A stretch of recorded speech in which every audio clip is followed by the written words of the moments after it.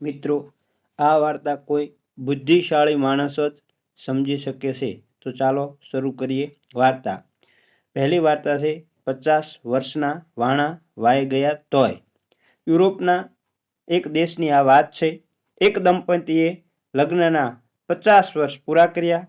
ભારતમાં તો આવા ઘણા યુગલ જોવા મળે છે, પરંતુ વિદેશમાં 50 વર્ષ એક જ પાર્ટનર સાથે ગાળનાર યુગલ ભાગ્યે જ જોવા મળે.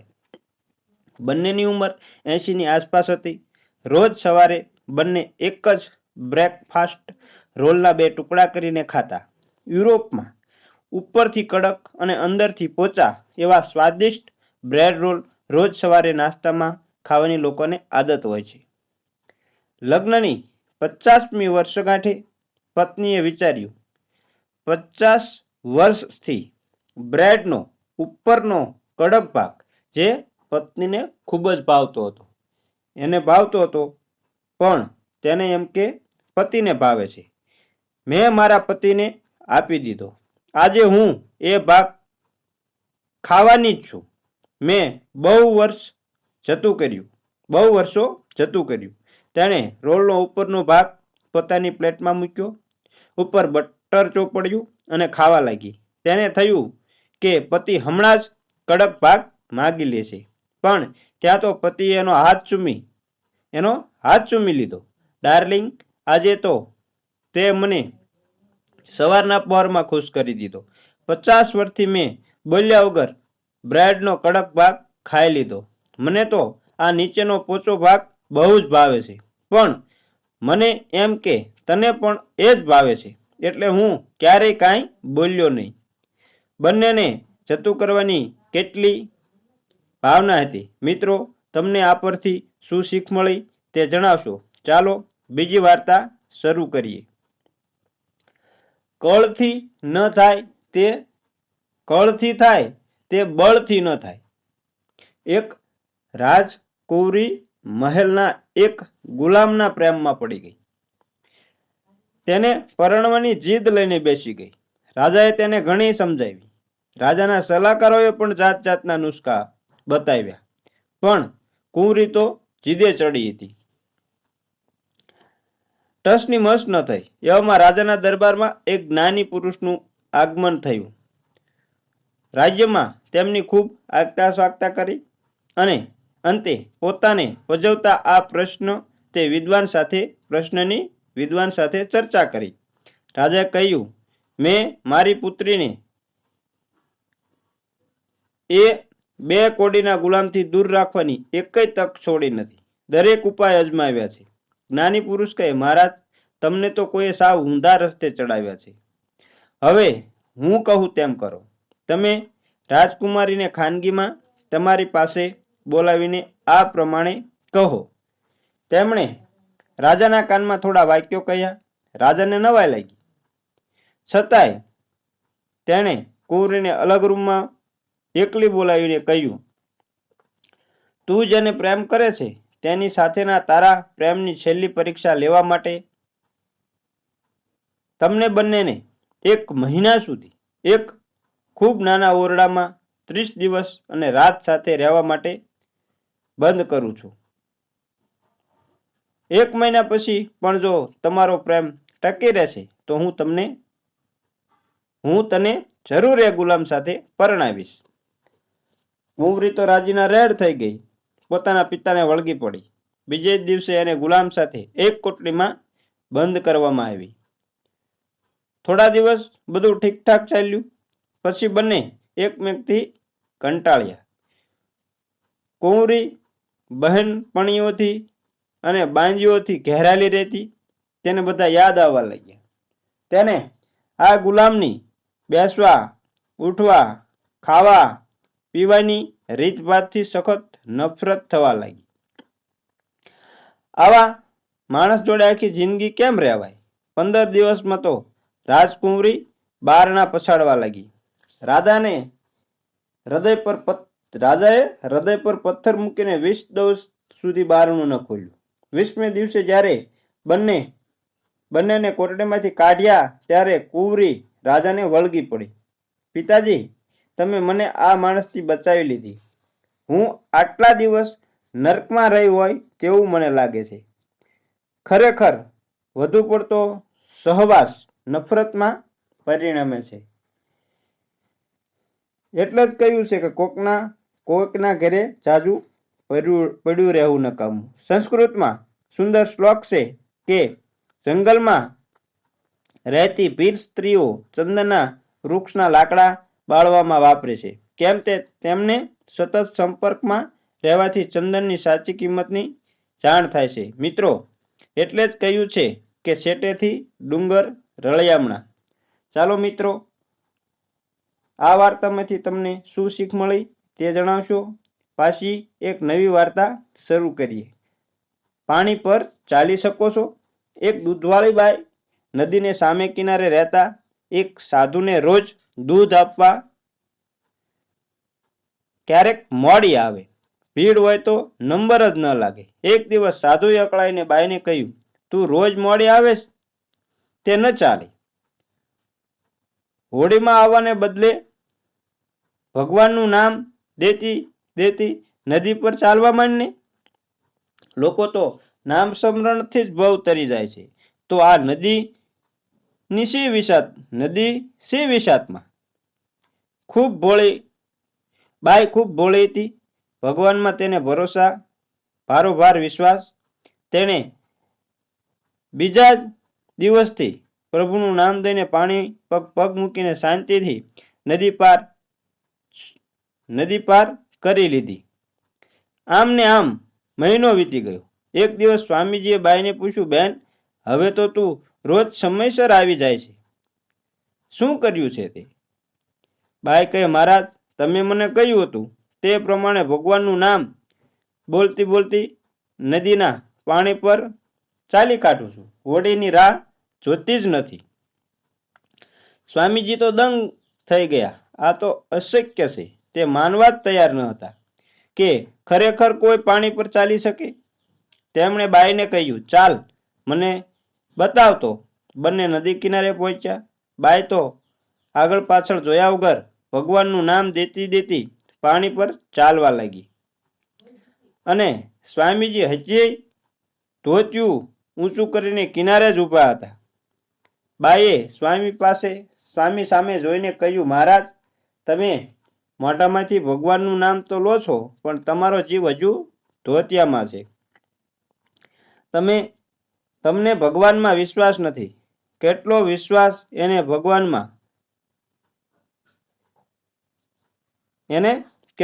વિશ્વાસ ભગવાનમાં હતો તે પાણી પર ચાલવા લાગી.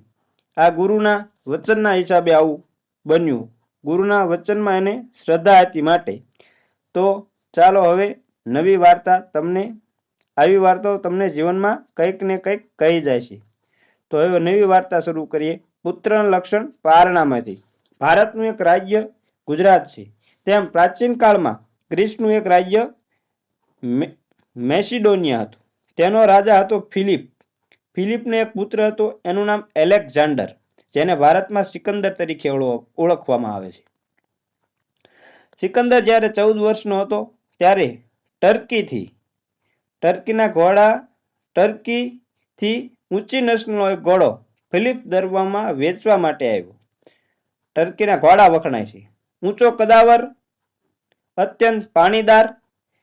તેના હણહણાટ અને પગની ખરીઓના અવાજથી દરબાર ગાજી ઉઠ્યો. ઘોડાનું નામ પણ એવું જ દબદબાવાળું હતું, બુસેરફ્લોસ. રાજાના દરબારીઓએ અશ્વ પર સવારી કરવા માટે લાઈન લગાડી દીધી. પરંતુ ઘોડો એવો પાણીદાર હતો કે સારામાં સારા ઘોડેસવારને ફેંકી દેતો. આમ ને આમ તેણે બધાને ધૂળચાટા કરી દીધા. સિકંદર પોતાના પિતાની બાજુમાં ઊભો હતો, આખો ખેલ જોઈ રહ્યો હતો. તે પણ ઘોડા જેવો બળવાન હતો. તેણે પોતાના પિતા રાજા ફિલિપને પૂછ્યું, તમે કેવા દરબારીઓ ભર્યા છે આપણા રાજ દરબારમાં? એ કઈ ઘોડા પર સવારી નથી કરી શકતા?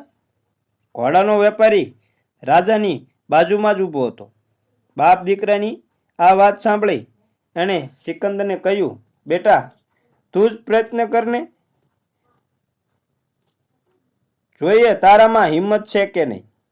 એણે બાળકને પાઠ ભણાવવાના હેતુથી જ એ બોલ્યો. સિકંદર તો દોડતો જઈ કૂદકો મારીને ઘોડા પર સવાર થઈ ગયો. બીજી મિનિટે ઘોડાએ એને પણ જમીનદોસ્ત કરી નાખ્યો. સિકંદર ફરીથી પ્રયાસ કર્યો. ફરીથી ઘોડાએ એને ધૂળ ચાટતો કરી દીધો. જોકે સિકંદર એમ કાંઈ હાર માને તેવો નહોતો. એક જિદ્દી સ્વભાવનો હતો.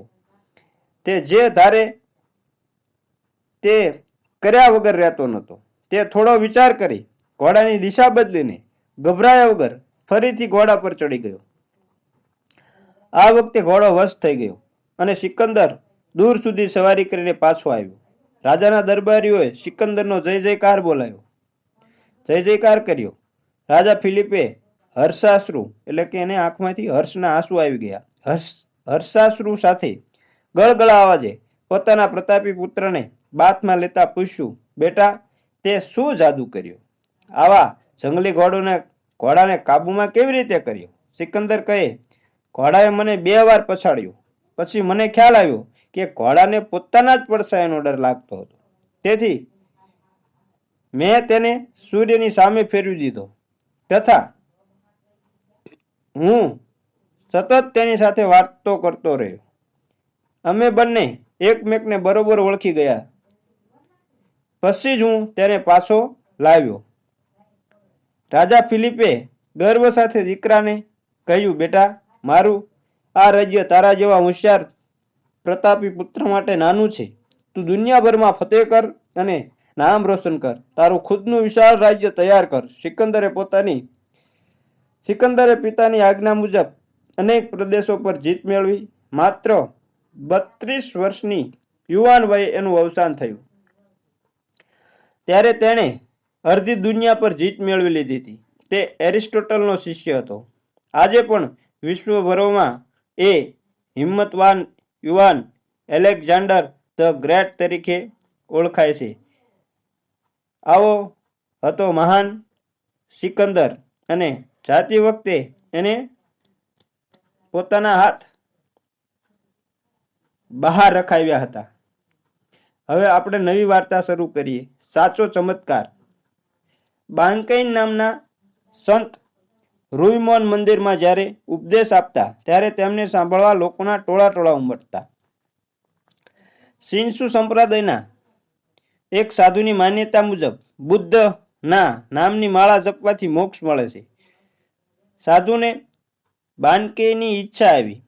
બાનકેયનું વક્તવ્ય ચાલતું હતું ત્યારે ઈર્ષાળુ સાધુએ તેમને વચ્ચેથી અટકાવીને પૂછ્યું, આપણા સંપ્રદાયના સ્થાપક નદીની એક તરફ પીંછી લઈને ઊભા રહેતા અને નદીને સામે કાંઠે શિષ્યને કાગળ લઈને ઊભો રાખતા.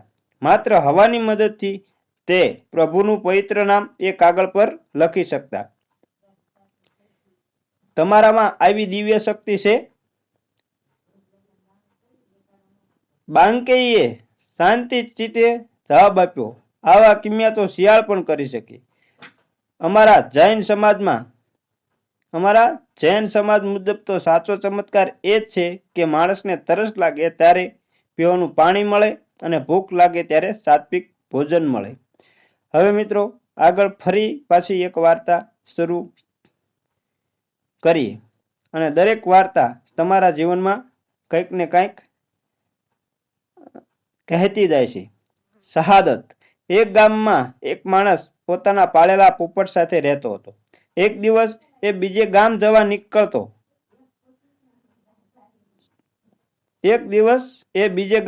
નીકળતો જ હતો. ત્યાં એનો પાળેલો પોપટ બોલ્યો, માલિક, તમે જે ગામ જવાના છો ત્યાં જ મારા ગુરુ રહે છે. ત્યાં મારો એક સંદેશો તેમને આપશો? માણસ કહે, હાશ તો, શો સંદેશો છે? પોપટ પાંજરામાં પુરાઈને કંટાળી ગયો હતો. તેને આઝાદ થવા ઈચ્છતો હતો. તેણે સંદેશો આપ્યો, આઝાદ હવામાં શ્વાસ લેનાર ગુરુજીને એક બંદીવાન પોપટની સલામ. પોપટનો માલિક બીજે ગામ પહોંચ્યો. તે પોપટના ગુરુભાઈ પોપટને મળ્યો અને પોતાના પોપટે મોકલેલ સંદેશો આપ્યો.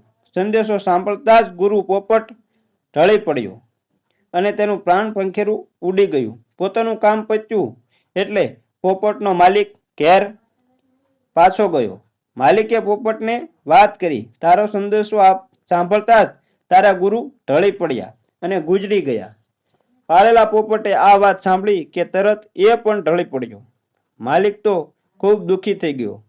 એણે પોપટને પાંજરામાંથી બહાર કાઢીને કચરા પેટીમાં ફેંકી દીધો.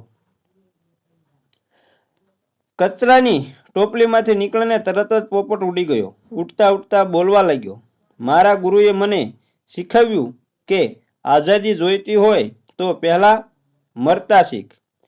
ખરેખર મિત્રો, આઝાદી મેળવવા માટે અનેક શહીદોએ બલિદાન આપ્યા છે અને તેમના નામ આજે પણ અમર થઈ ગયા છે.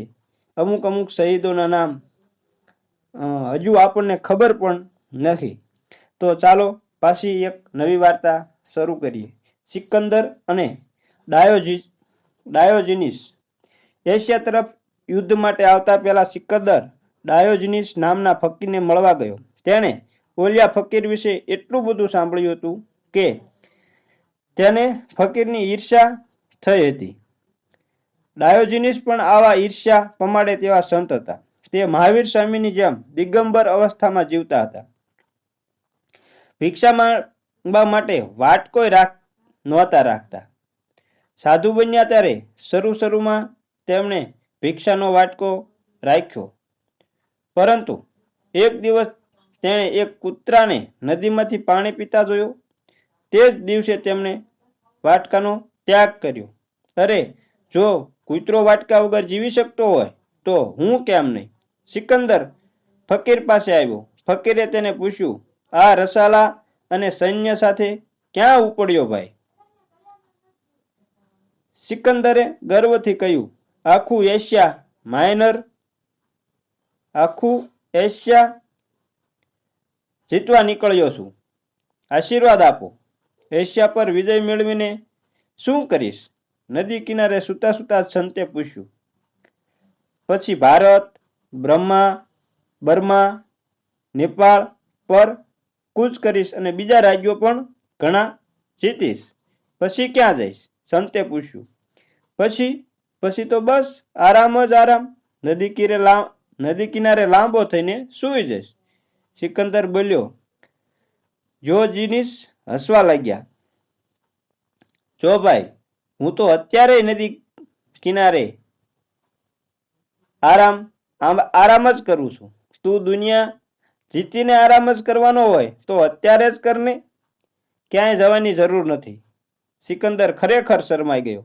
તે બોલ્યો, મને ખરેખર તમારી ઈર્ષ્યા આવે છે. બીજા જન્મમાં હું ભગવાનને વિનંતી કરી કે મને સિકંદર નહીં પણ ડાયોજિનિસ બનાવે. સંત બોલ્યા, ભાઈ, તારી જાતને છેતરવાનું બંધ કર. આમાં ભગવાનને વચ્ચે લાવવાની જરૂર જ નહીં. તારે ડાયોજિનિસ બનવું હોય તો આ સમય ઉત્તમ છે. હું સિકંદર ન બની છું, કેમ કે તારી માફક હું દુનિયા જીતવા અસમર્થ છું. આવું સૈન્ય પણ ન જમાવી શકું. પણ તારે માટે ફકીર બનવું ચપટીનો ખેલ છે. એક ચપટીનો ખેલ છે. તારા કપડાં ઉતારી કાઢ અને આરામ ફરવા. સિકંદર શું બોલે? તમે જે બોલો છો તેની મારા પર ઊંડી અસર મારા મન પર ઊંડી અસર પડે છે. પરંતુ મારા મનમાં જે વિજયની આશા છે તે આશા પર એ શબ્દોની કોઈ અસર પડતી નથી. એ આશામાં પૃથ્વી પરનો દરેક માણસ દોડ્યા જ કરે છે. મૃગજળ પાછળ દોડતા હરણ જેવી તેની પરિસ્થિતિ થાય છે. ફકીર, યાદ રાખજો, હું ચોક્કસ પાછો આવીશ. તમારી વાત સાથે સંપૂર્ણપણે સંમત છું. અમારી આ વાર્તા સારી લાગી હોય તો અમારી ચેનલને લાઈક, શેર અને કોમેન્ટમાં હર હર મહાદેવ લખવાનું ભૂલતા નહીં. ચેનલ પર નવા હોય તો તમને એક અનુરોધ કરું છું, એક વિનંતી કરું છું કે ચેનલને સબસ્ક્રાઈબ જરૂર કરી લેજો અને બેલ આઇકનને પણ દબાવી દેજો, જેથી કરી તમને અમારું નોટિફિકેશન સૌથી પહેલાં મળે અને તમને અમે આવી નવી વાર્તાઓ પીરસતા રહીએ અને નવું નવું જ્ઞાન આપતા રહીએ. મિત્રો, આ વાર્તાનો મર્મ કોઈ બુદ્ધિશાળી હોય તે સમજી શકે.